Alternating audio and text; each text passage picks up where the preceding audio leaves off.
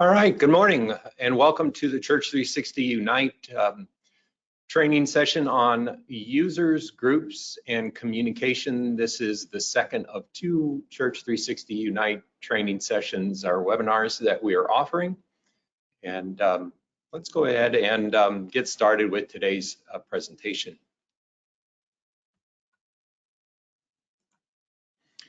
My name is Tim Burke, and I'll be your instructor today. I'm a software support technician here at Concordia Technology Solutions. I would like to mention right off the top here that all phones and microphones have been muted. That way we can get through the instructional portion of this demonstration, this training session, without interruption.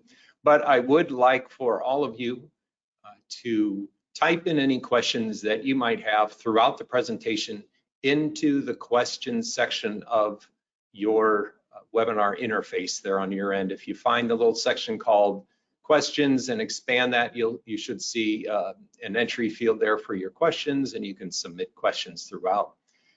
And we will review those questions at the end of the class as well. So feel free to put those questions in throughout the presentation. And helping me today is Rod Kiles. He is the manager at Concordia Technology Solutions. He's the manager of the support department that I'm a part of. So he'll be reviewing those questions as well throughout the presentation and answering those throughout. But we'll, like I said, we'll review those questions as well at the end. All right, today's class agenda. We begin today's class with the overview of topics, which we've just begun here. And we'll then have a roughly 45-50 minute period of time for discussion. We'll follow that with a short 4 or 5 question quiz just to cover some of the information that we went over today and see if you have comprehended most of it. Just a little check there at the end, and then we'll go into the Q&A session and review those questions. All right, so for the overview today, what we're going to be discussing is users.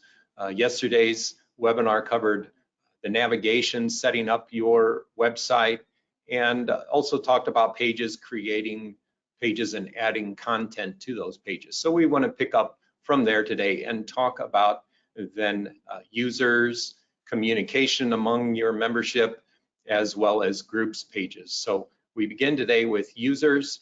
We'll also be talking about generating or creating mailing lists for those users. Then we'll look at calendars as well as events, ways of just communicating the things that are going on there at your church. We'll also talk about feeds, and then round out today's session with groups pages. So let's go ahead then and get started. I'm going to bring up the website that you started with yesterday, and we'll begin there. So yesterday, what you talked about was adding pages to your website and creating content. And so now we want to talk about users. We need to get the involvement of your church connected with the website, as well as being able to invite church members to take part in that and to log into the church website and take an active role here on your church's website. So what we'll do here is go up to the navigation bar at the top. I'm already currently signed into the program.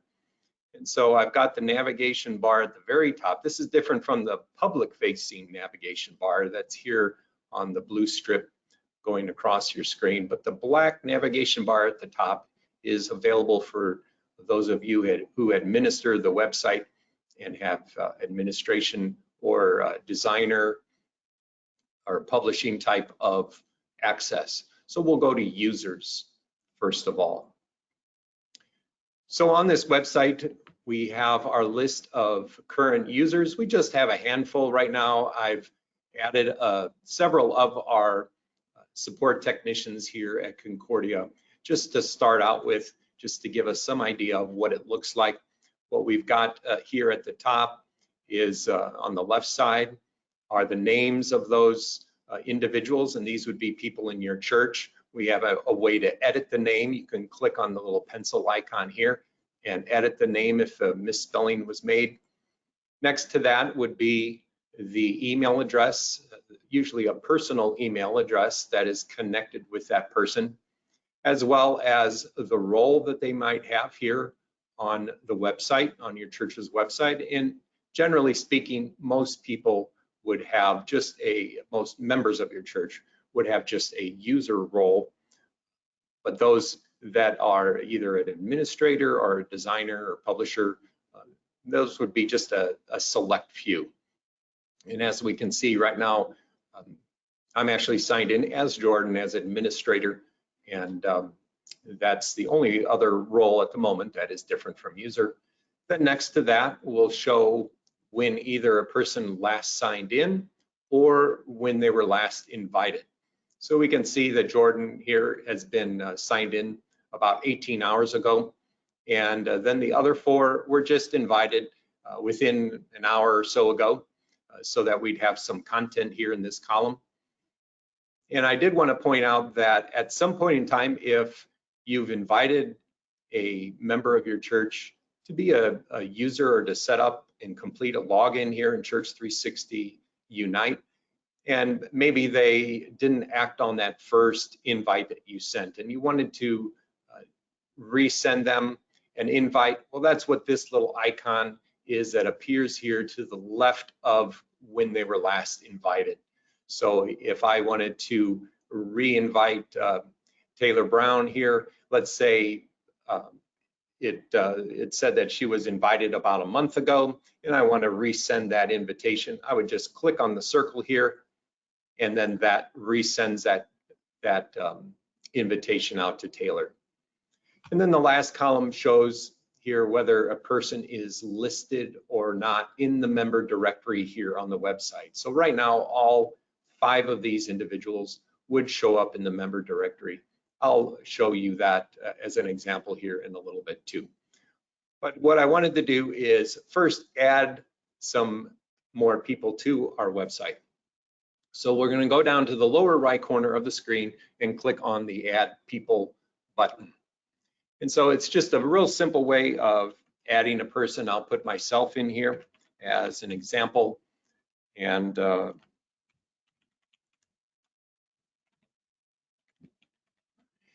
all you need to do is fill in a first name, last name, and an email address. You click Add, and that puts the person there on the listing. So right now, my name appears here with the email address that I entered in. You'd want to make sure that that is a correct email address. Right now, the role, as you can see, says none. I don't have any access, or I'm not connected with the website at all, and there is no last sign-in date. So the first thing I would want to do is invite this person to create a login so that they can interact with our church's website. So I'd put a check mark in front of the name. As you have more, other names, you can do a group of people at the same time if you'd like. I'll just do myself at the moment. And what I'd want to do is change this role from none to have a user role. So what I would do, check the name. There's some action buttons here at the bottom. Change role is what I want. I click on that, and it's showing here that it will give the most common role here, user, that most people will have. Those are just the everyday members of your church, and they'll just have access as a member to the website. There are upgraded, I guess, roles here. Publisher, that type of person can edit content on the site. The designer can edit content and the theme that's on the site. And then usually you're limited to just an administrator or 2, or you might have a plan that includes more administrators. And those administrators can manage themes as well as the settings of the website. But for myself here initially, I just want to show you what it will look like in inviting someone to be just a user on the website. So I'm changing my role from being none to user, and I click Update. And what that will do then is you'll notice here on the listing, now it shows that I was invited less than a minute ago, and I should be seeing an email come through here shortly through my inbox with the invitation here to Church360 Unite. While I'm waiting for that to appear, we might talk about a couple other things here as well. Let's go ahead and another option for adding people, more in a bulk way or as a mass group type of way. Let's go ahead and click on Add People again, and you'll notice here that there is a couple options. You can download a CSV template of this same kind of setup here, 3 pieces of information: first name, last name, as well as email. And in order to just to start you out with a template that you can work with, it's a spreadsheet, a CSV type of spreadsheet. I'll go ahead and save it to my desktop here, and we'll go ahead and bring that up on the screen just to show you that it's merely a spreadsheet with 3 columns: first name, last name, and email. And you can then just list all of your members in your church, one after the other, first names in the first column, last name, and their email address that they have. Let me close this example. I've already got a spreadsheet prepared.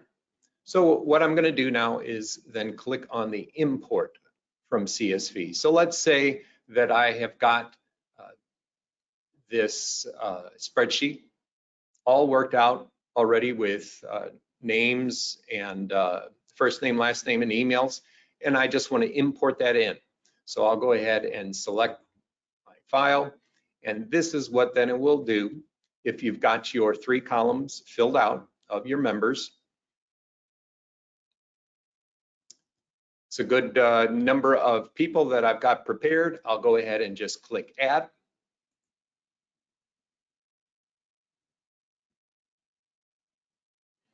And we'll wait for that to process.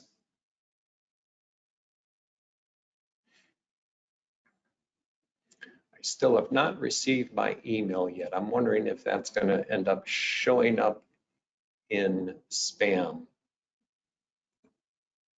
There we go. So our list of people have processed here.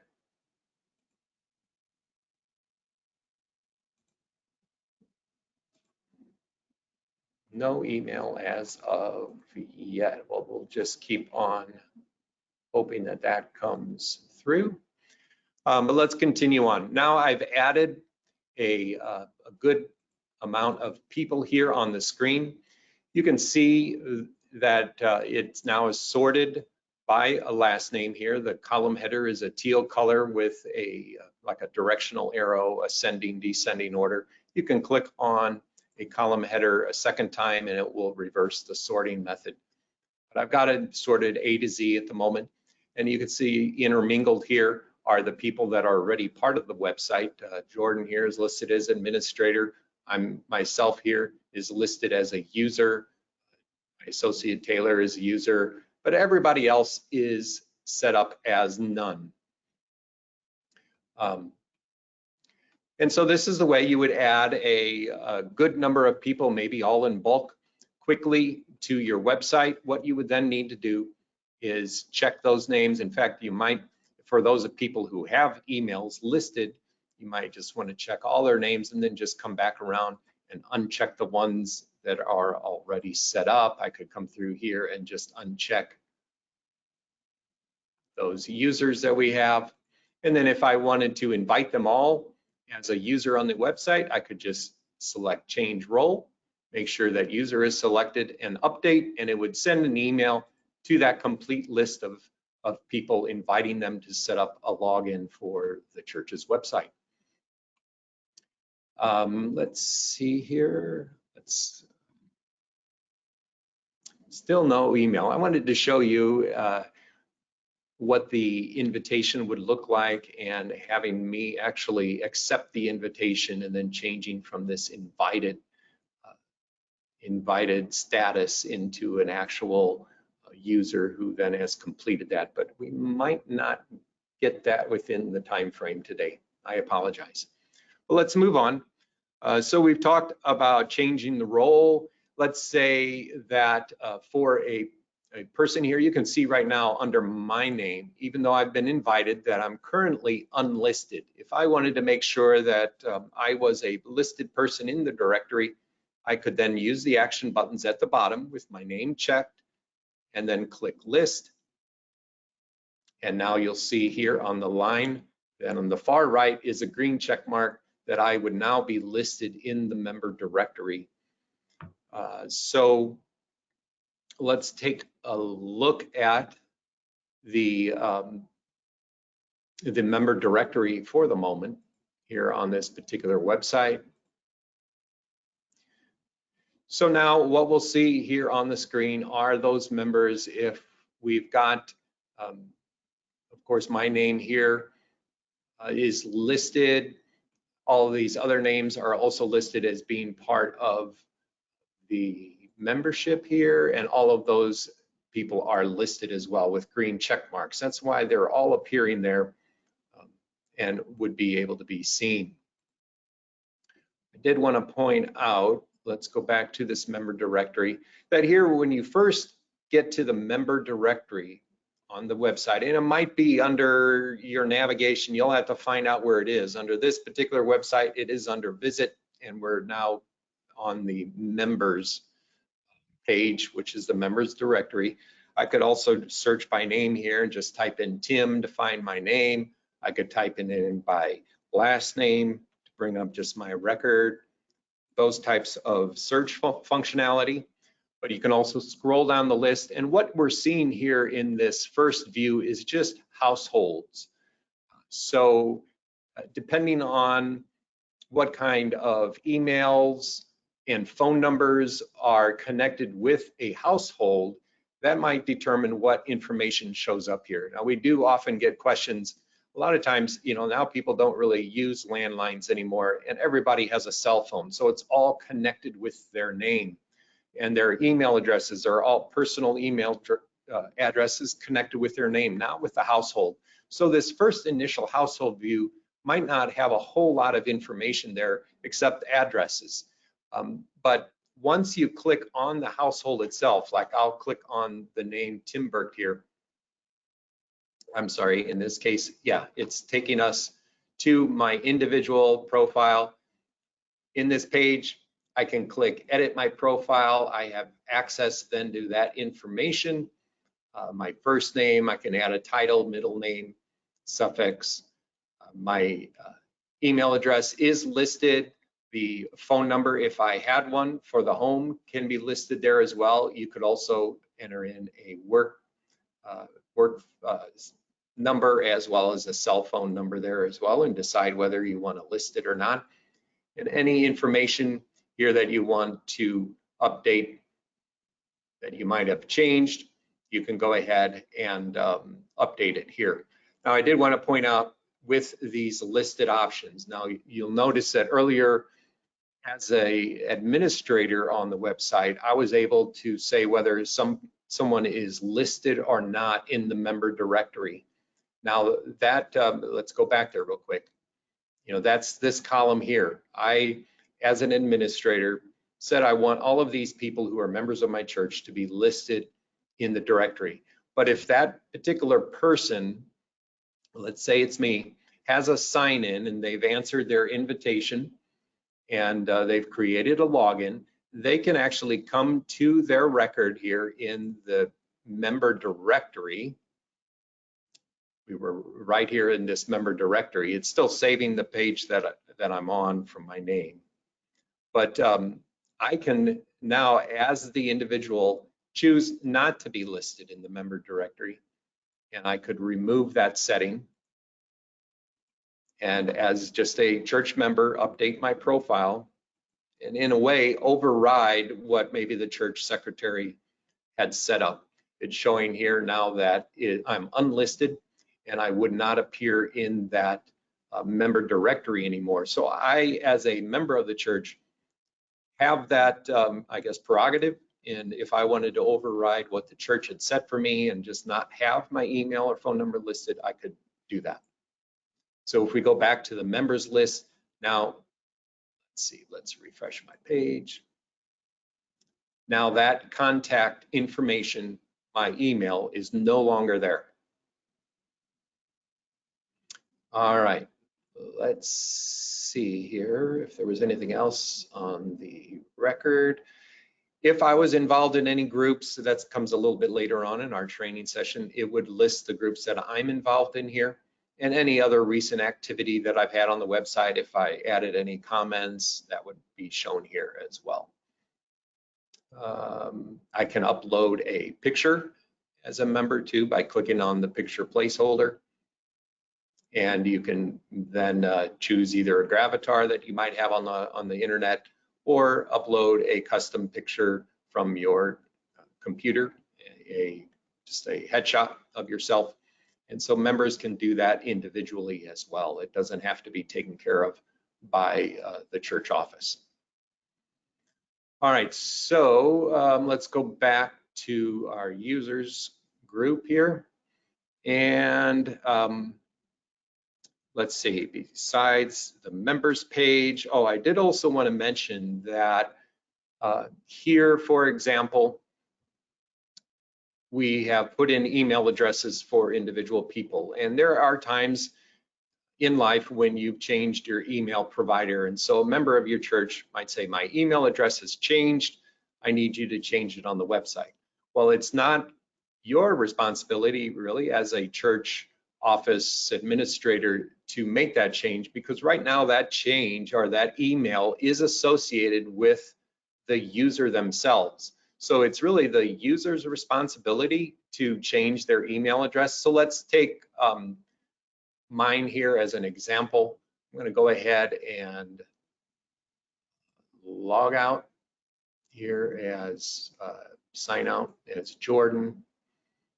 And I'm going to use a little tricky way here that I can sign in. You can just ignore this. We have this available as technicians so that I can log in as a different user and see what they might be experiencing when they give us a call and ask for help.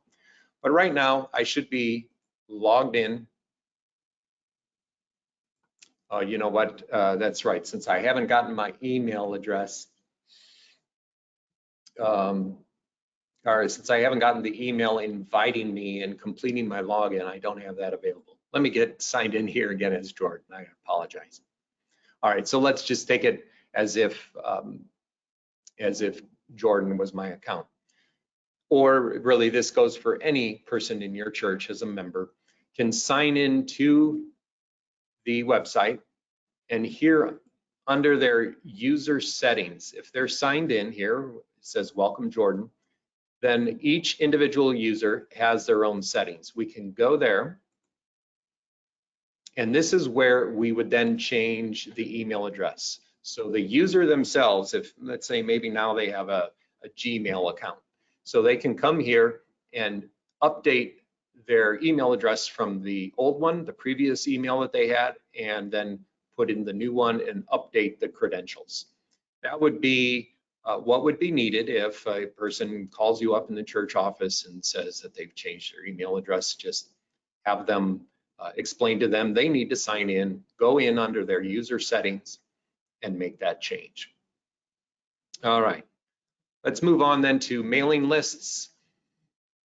We'll be here under the users navigation, and on the left side is mailing lists. So by default, as part of our mailing list, we'll include just a list for everyone. That will go ahead then, if used, we'll send an email to all users. You can notice here that it says everyone, all users. It's a locked email address. It can't be deleted, or a locked mailing list, I should say. It can't be deleted, and it's going to send a broadcast email to all users. Going back to our user screen, those would be people that have the user role, which would be generally all of your church. If you have changed their role from none to user, and now they're all active in the system with a user account. And so in this case, if I sort by role in our users list and scroll down to the bottom, it would be these 5 people that right now would be included as part of the everyone mailing list. But I can create other mailing lists. Let's go back to our mailing list here on the left side. And right now I've got another mailing list here just called greeters, and it will have a number of people here. I can just click on the row and it will show the people that are part of the greeting team in this case. I can click in the cell itself if I needed to add somebody. And now since I've been invited to the website, I could add myself if I was a greeter to this team and then update it and save. Let's say I want to create another mailing list, and maybe this would be the members of the church council. So I type that in the box at the top, create mailing list. That creates another mailing list here underneath. The others, I can click on the row, and once again, I have a cell here to select the recipients of the church council. Clicking into that, it will once again show me those individuals who are set up with a user role on the website, the members of my church. I just add people here. I can add myself, click in here again, and bring in some of my colleagues here since I've got their names available. And you'll also notice that besides individuals, it will also list other mailing lists. So you might have nested mailing lists within another mailing list. So as your list of maybe different areas of ministry in your church are created, maybe you've created mailing lists for pastors, mailing lists for church staff, for musicians, then you could actually create another mailing list with multiple smaller mailing lists as part of it. So you might have as part of a mailing list the greeters, the musicians, the pastors, and that might be the group of people that you want in that mailing list. So that's a possibility too. You just click on the mailing list and that would be added to the other individuals that are part of the church council. In this case, I wouldn't have greeters as part of the church council, so we'll leave that one off. But we could certainly choose some of the other individuals here, as many as needed, and then click save. And then now that church council mailing list is established. If I'd want to email them, all I'd need to do is click on the box to put a check mark there and then select email. And it would then open up my email client and it would allow me to send an email to that group of people. Now you'll notice here that, let's see, yeah, I was included there, that we do use what we call a relay system so that it doesn't show the individuals and their email addresses in the email. I mean, we don't want other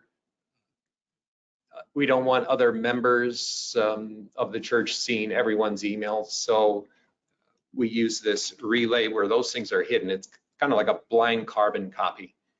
And we'll just name this test email, or let's do church council email.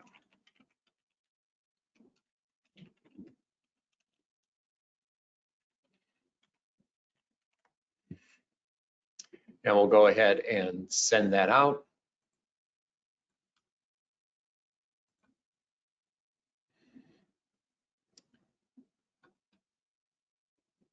And let me see if I get a response on this one here any quicker. We should get something back on that here shortly. All right, well, we'll keep on going. If I happen to see that come through, I'll go ahead and bring that in. So that would be a way of just mass emailing different groups of your church, creating the mailing list.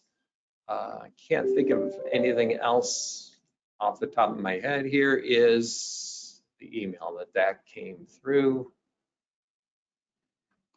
And so you can see that here's my email list message.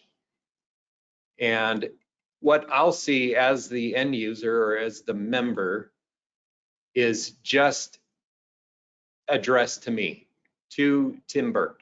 I won't see other people. Like I said, they'll all be blind carbon copied in on the email, but it will look like the email then just came from the church to me alone. So that's important to know. just so that you won't be spreading email addresses out of all of your members to other members in the church. And we keep that secure and confidential. All right. Very good. Well, that's it about emails. Let's go on to calendars. I'll need to keep up the pace here to keep moving through our topics. I'm going to close users, and we'll go up here to settings. Well, actually, let me get us back to home position here and then go to settings. So under settings is calendars. Calendars will show us a list of the calendars that are available. Now, the ones that appear here by default with padlocks means that they are required by Church360 Unite. These have links to our Church360 members software, and so the calendars that appear in Church360 members will also appear here, at least are available in Church360 Unite to display. You'll see that each calendar can be color coded with the color selector here that appears. All of them are green currently, but you can certainly choose a different color for each of these. Then you've got the name of the calendar as well as the visibility here on the far right side. So right now, all of these calendars are in a way kept from anyone being able to see them or being used. We've got a delete button here on the far right, the circle with the minus, but since all of these are required by the program, we wouldn't be able to delete them. But let's just give some examples. We might have here we can add in any additional calendar here. Let's just make one for the gymnasium and create that calendar, and it adds a gymnasium calendar down here at the bottom. Maybe we'll color that one blue, and then maybe we'd want a calendar for the Bible studies that we have throughout the month, and we create that calendar, and maybe we'll color that one red. And maybe there is a calendar for the board. Let's add church board calendar and create that and give that yet a different color. And so you can add calendars to your collection then here, and we could make the gymnasium calendar visible to some people on the website. Let's click on the row to see that visibility settings. So who can view the gymnasium calendar? Right now, nobody. Maybe it's just signed in users to the website, which would mean your logged in members. Those would be the ones that we'd probably want to see. We'll want to have the ability to see the gymnasium calendar. The only other option here is everyone, which would mean the general public as well.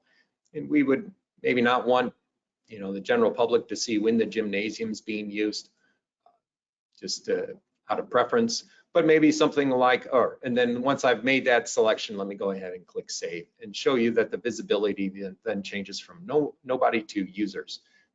Maybe Bible studies would be open to everyone, so people could see the Bible studies we have at our church. Save that, so that shows everyone. And maybe church board is really just for signed in members of the church once again.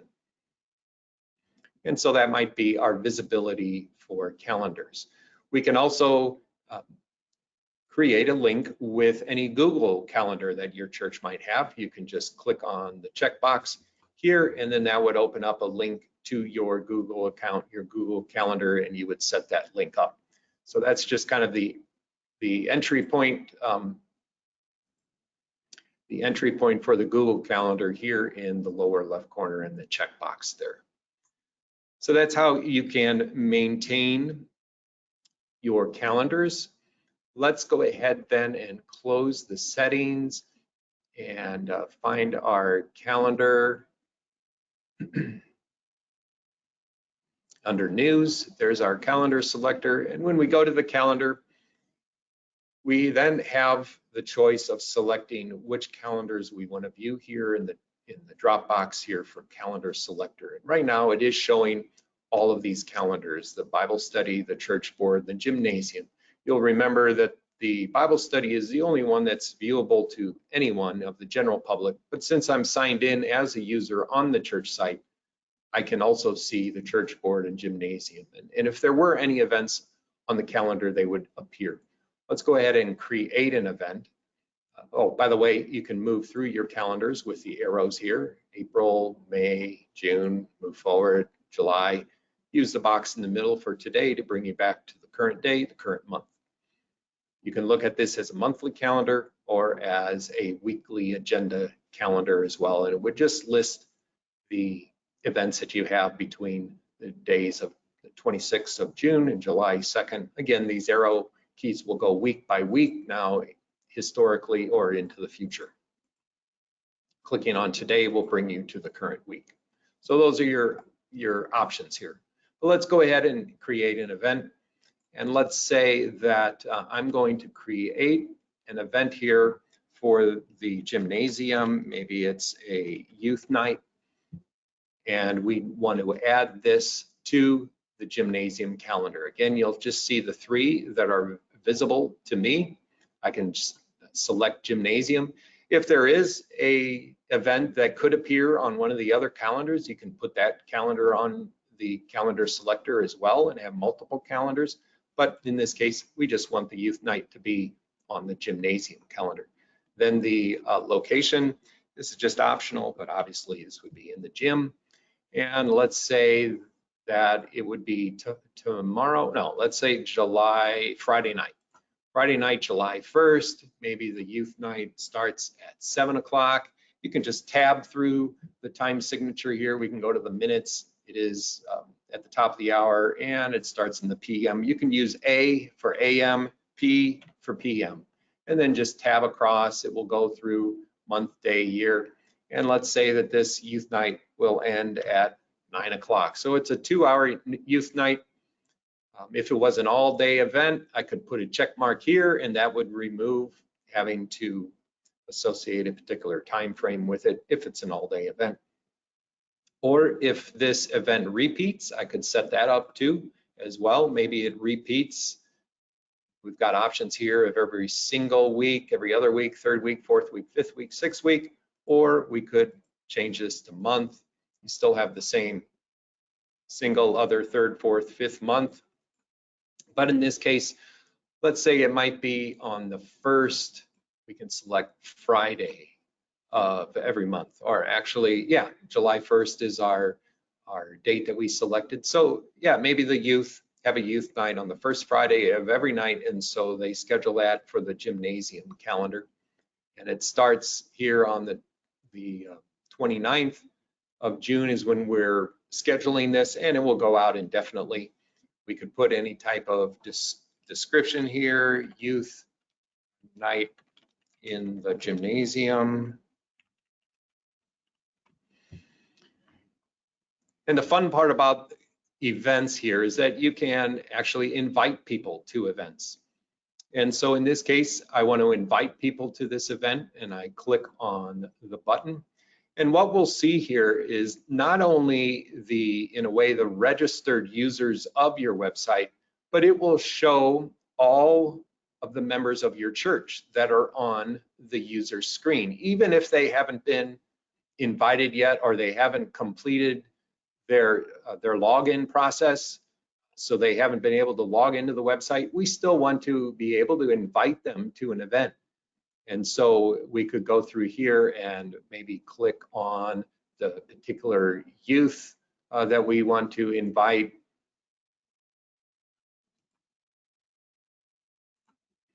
You could sporadically, just click on those number of people that you want to specifically invite. You could select all, which would just select all individuals there or everyone that has an email address on the user's page, or we could select none and then go through the list once again and individually select those people.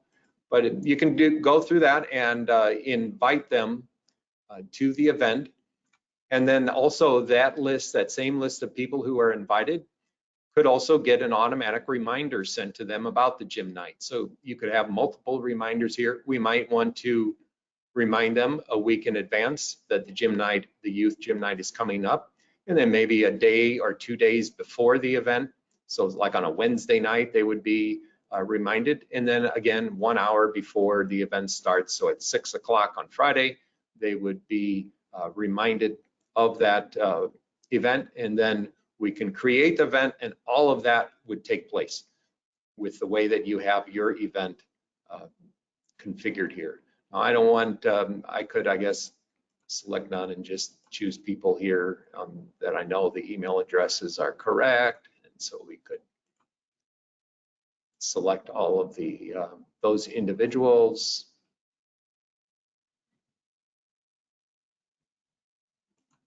These are all my associates here at Concordia. And so I could create the event here.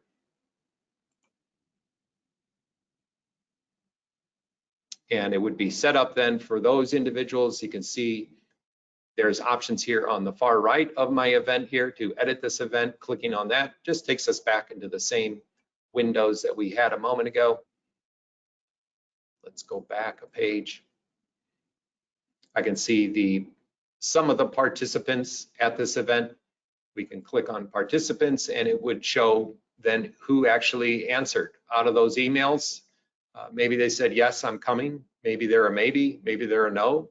So you can actually get responses from those you invited to the event as well. So if you've got something where you're trying to get a good head count for a fellowship dinner night, this might be the way to go. And you as a user can also, if you've are one of the participants, you can also answer here with I'm going, maybe not going. You can kind of see what a user from your church would see when they when they're signed in. All right, let's go ahead back to the prior window here. Let me edit this event. I'm going to take the reminders off of here so all of my associates don't get reminders on this gym night that we have coming up on Friday night. Update all events in this schedule, and we can update.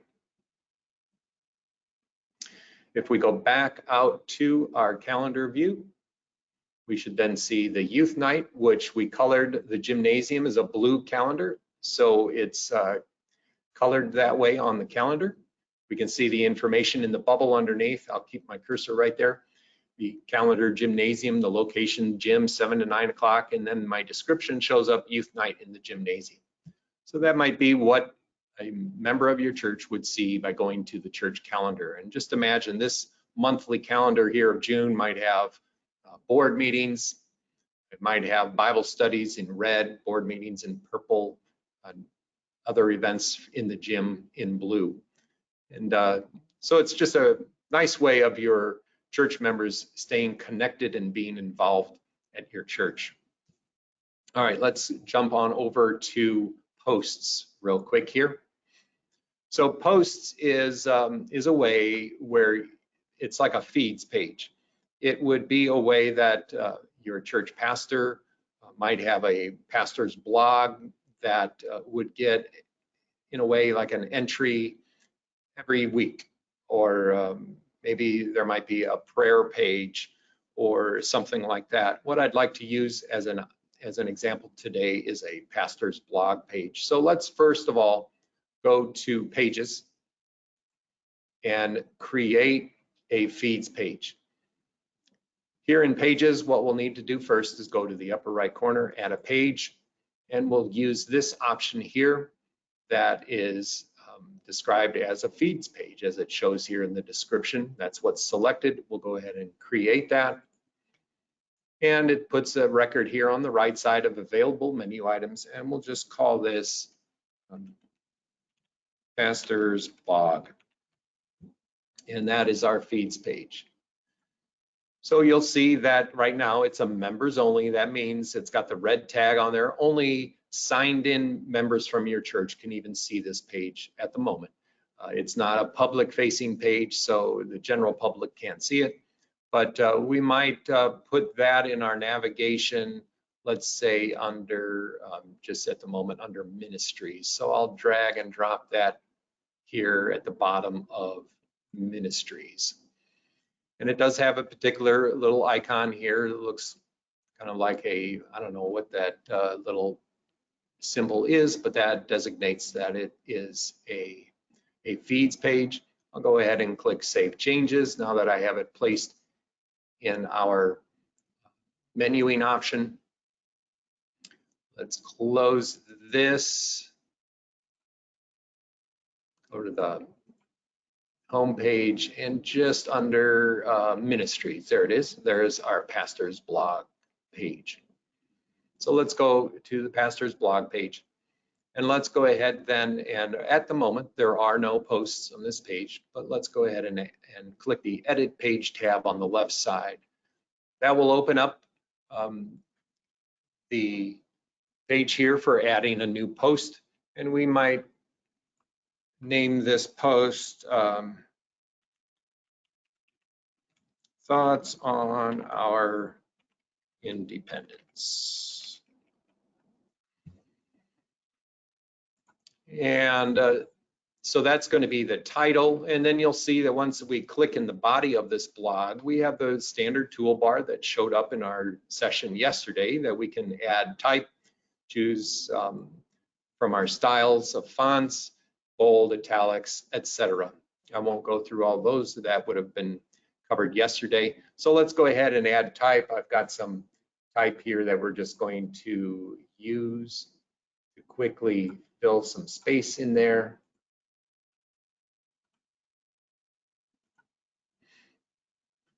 So right now I've got this blog message on our independence here in draft mode. I'm going to go ahead and create that blog.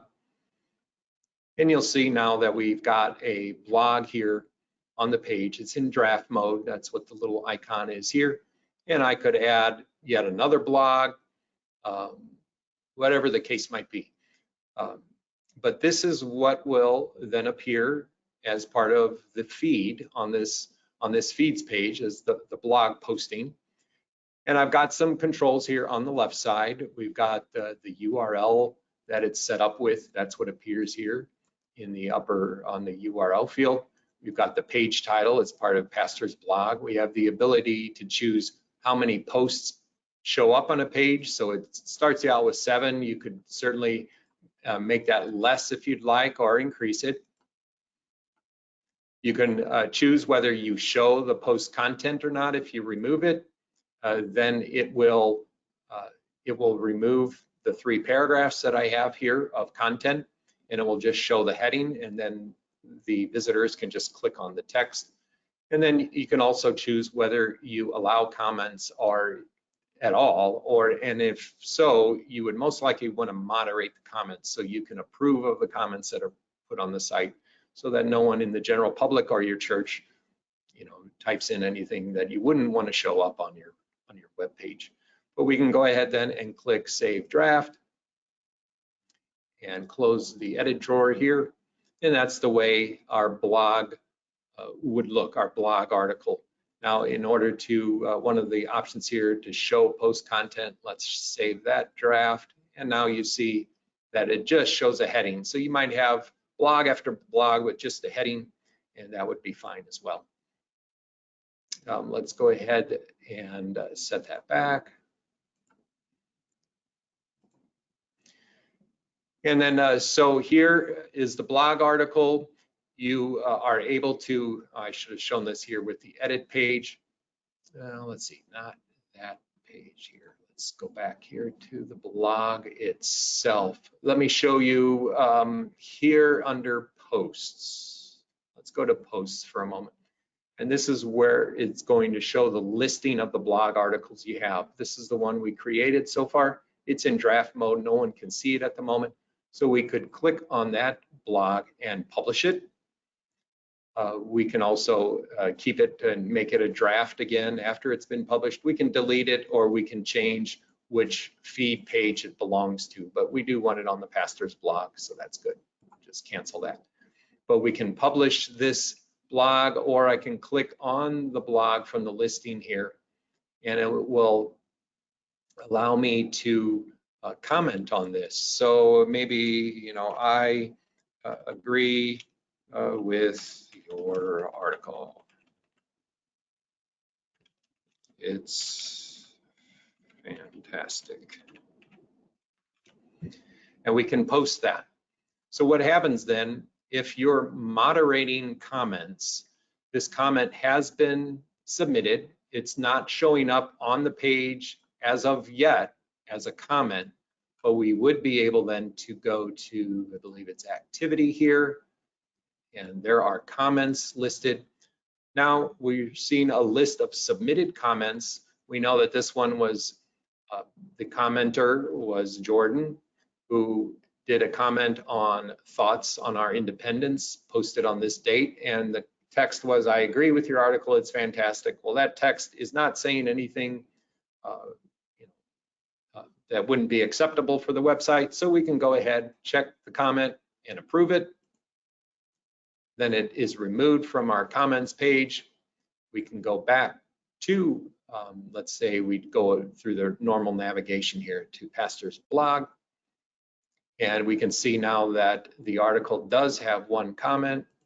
Click on it, and it shows that this person, Jordan, said, I agree with your article, it's fantastic. So that now appears as an accepted comment and would show up on the website. And that is only, you know, good if you're moderating your comments. So I would highly recommend that you moderate comments if you allow comments at all. You don't even have to allow the option to comment on your blog articles. Pastor might just want to post them and that's it. But you can certainly do that. And then we can go back to the post page where our pastor's blog is and go ahead and publish that article. So now it shows as published, and everyone would be able to see thoughts on our independence. All right, now let's continue on. I'm running short on time here, even going a little over. We want to go to the groups pages real quick. So let's go ahead and create a groups page. We go to pages, we click on add a page type. In this case, we want to take the center format here for a groups page. I click on it and then shows me I've selected a groups page. We create the page. And let's just call this, and let's go ahead with the Church Council as a groups page.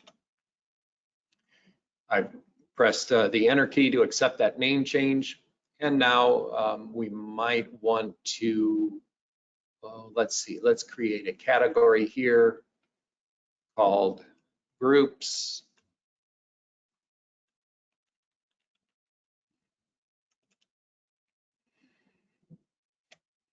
And then drag our Church Council group page underneath that category. And let's save our changes.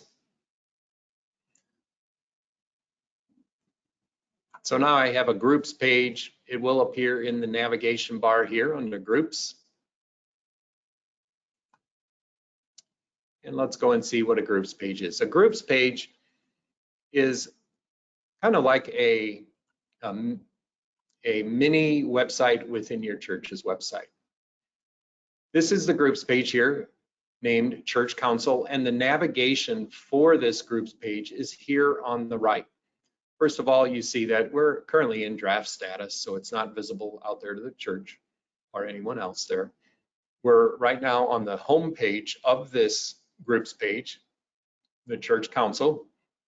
We have navigation here for discussion. So if the Church Council was wanting to have any discussion between them, they could post discussion statements, questions here. You could choose prayer requests and post that within the Church Council group page, and also announcements. You can post those three types of messages here on your discussions page. Each groups page has an event calendar of their own, so we can go here, click on events, and when you add a new event here, it might be it would be automatically designated for the Church Council, and we might put a church meeting here, and it might be in room 101. And it could be on Thursday nights at 7, going till 9.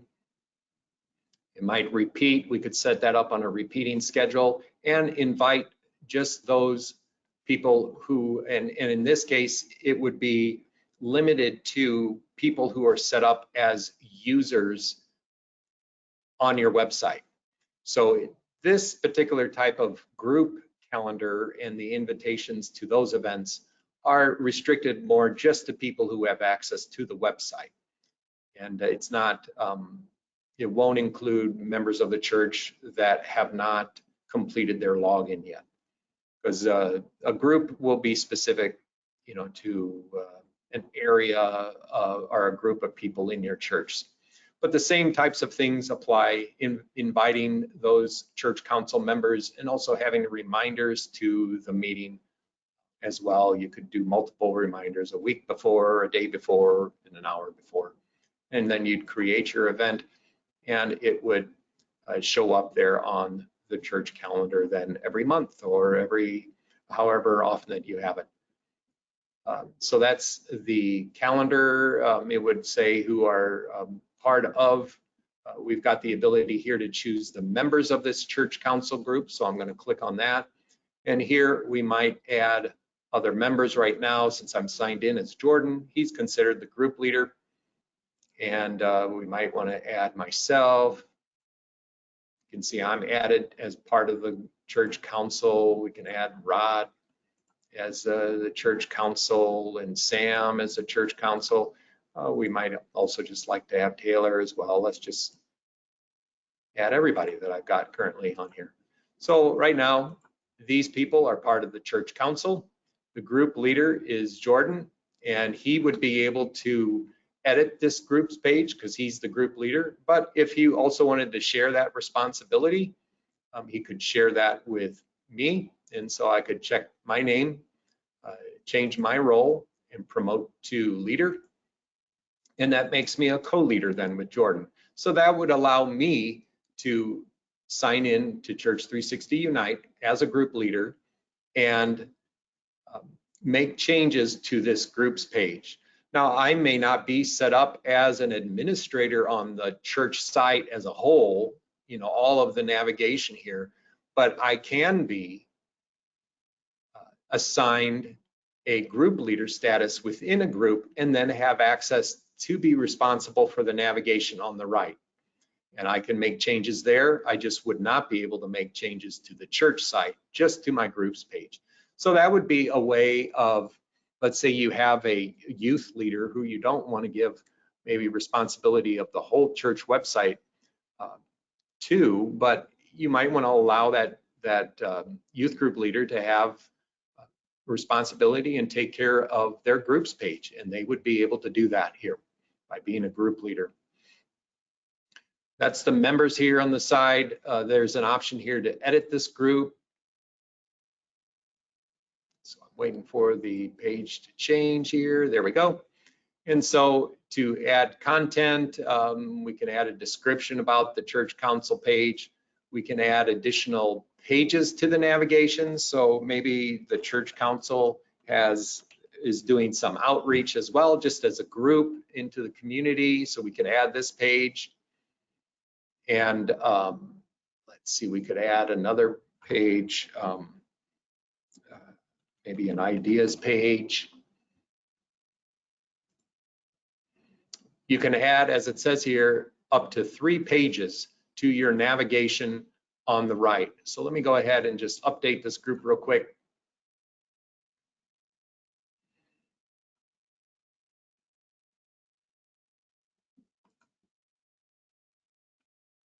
Forgot to check them. There we go.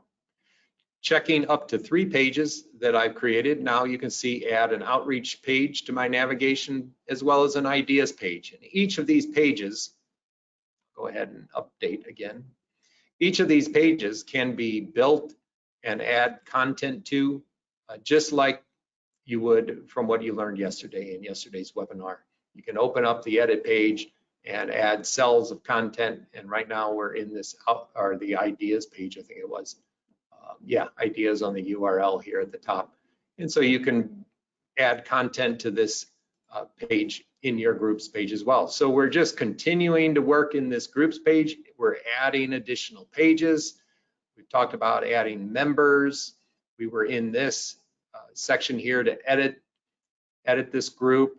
Underneath the pages, then we've got the ability to designate the visibility of this groups page. So maybe the home page of the church council could be seen by the general public, or maybe just by Unite users, the members of your church.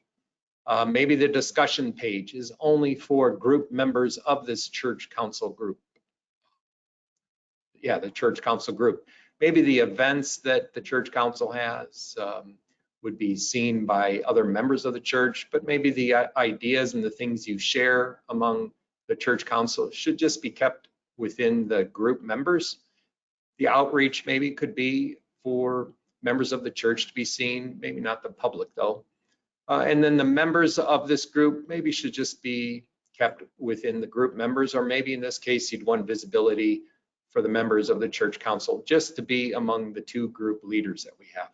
So you can set up your permissions to what pages people would be able to see when they get to this groups page. We also can set this up for anyone who's logged into the site can be a part of this group, or only people who you invite as the group leader, and that would be the case for the church council. That's kind of a restricted group. We can update the group and then continue to edit this groups page and add content. But that's kind of how you maintain your groups page. It's really as I said earlier, it's a website, a mini website within the church's website. You can give the responsibility to a member of your church who might be the group leader. Other ideas, you might have a groups page for things like altar guild or board of elders. It might even be for your choir or your music team. They could have their own groups page and have pages broken out for the music they're covering, maybe audio files or something like that that they're sharing with each other, that type of thing. You could have men's club, men's ministry, women's ministry, young adults ministry. All of those would be good examples of groups within your church. All right, let's go ahead then, and we're at the top of the hour. I've run a little bit long here. I want to quickly go through the quiz questions, and let's go ahead and bring our PowerPoint up.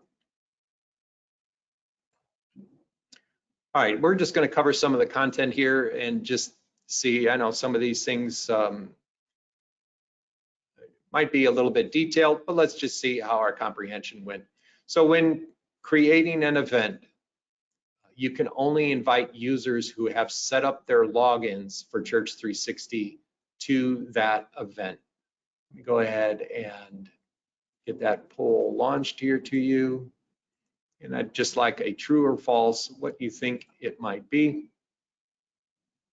When creating an event, you can only invite users who have set up their logins for Church360 to that event. Just click on either true or false to that statement. We're not tracking who selects what, so don't worry about it. Just give it your gut feeling.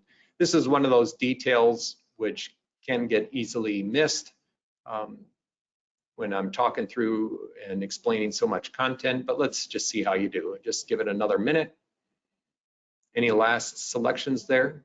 All right, let's go ahead and close it and share the results. It looks like we have roughly a 33-67% split there.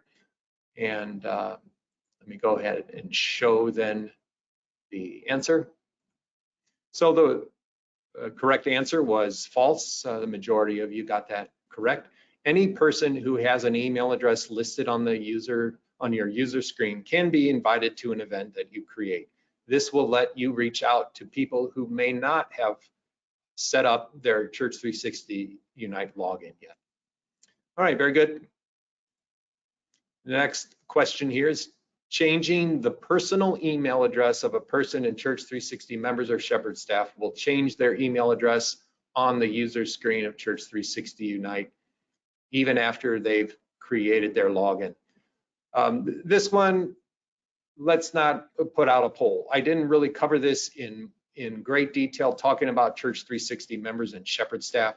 I did touch on the subject of changing the email address, and so I'm not going to push this poll out to you. I'll just cover the answer here. The answer was false, that once a user has established their login, the only thing that can change the email on the user screen is that user logging in and updating their login email on their personal profile. I showed you where the user can access their user settings and change their email address if they change their provider to Gmail. I explained that. I just failed to mention the part about Church360 members and Shepard staff. So it's not fair to really push that poll out to you. Let's go ahead then to the next one. True or false? A user can list or unlist themselves from the online directory without an administrator making any change. So is that true or false? A user can list or unlist themselves from the online directory without an administrator making any change. All right, give it your best guess. Get your last click in there. I'm going to close the poll. You can see the result here. I think that that point was brought across pretty plainly. 100% of you chose true, and the answer is true. If a user has a login to Church360 Unite, they can go to their own profile and either list or unlist themselves from the members directory. Very good. All right, the next question. When sending out mass emails from Church360 Unite, the person who receives the email will only see that it came to them.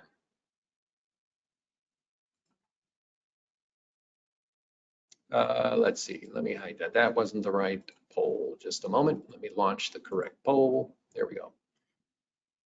When sending out mass emails from Church360 Unite, the person who receives the email will only see that it came to them.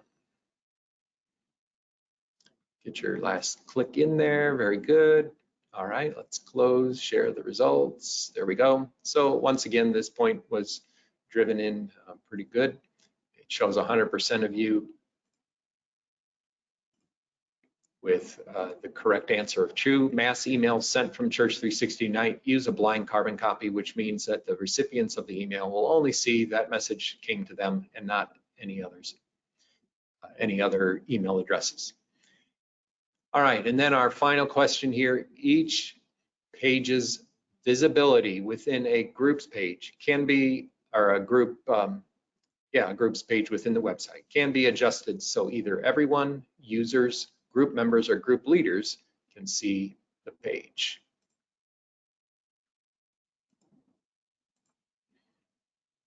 Go ahead and choose your choice there, true or false. Each page's visibility in a way can be controlled within a groups page so that you can select either everyone, users, group members, or group leaders. All right, any other votes there? All right, we'll close that one now. Share the results. And again, that point was driven in well as well. You all chose true. And the answer to that is true. Every page within a groups area of the website can have its visibility adjusted to control who can see a page. You can make a page visible to anyone who would visit your site, all the way up to even being able to make it so no one can see a particular page. All right, very good. Appreciate you taking part in the quiz. Do you have any questions? Not many questions were asked during the presentation, so I'll go ahead and look at those though here in just a moment, but I'll give you a chance. You can still put those questions in the questions section if you'd like. For those of you who do have to leave, since I went over a little bit, I apologize. A lot of content to cover, but I do want to thank you for attending today's session to Church360 Unite webinar. We hope you enjoyed it. And if you have any further questions, you can contact us with the information on the screen. And while we have that displayed, I'll look over the questions here. So yeah, one of our attendees asked, is it possible to sync the Shepard staff calendar with the web calendar? And unfortunately, you cannot sync calendars from Shepard staff to Unite. So they're specifically speaking of the calendar in one of our other church management systems, Shepard staff. You can connect it to the web calendar with Google Calendar, just not a Shepard staff calendar. And then another question that came through said, can you select mailing lists when you send out invitations for an event? Once again, not at this time, but this is on the list of things that they're going to look at. So at the moment, when you send out invitations, it is on a person by person kind of option there, not a mailing list. All right, let's see.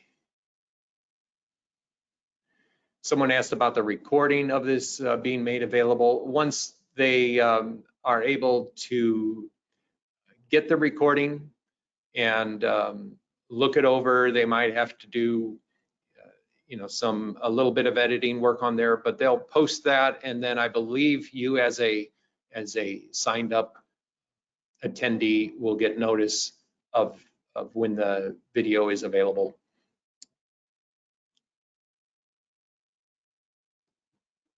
All right, another question came through here at the end. Can you connect calendars from members and Unite? Yes, you can connect the calendars that are available in members. We were on that screen. Let's see, let me get back and display our website. If we go to settings and calendars, these are the calendars here that are currently colored green, but they all have the padlocks.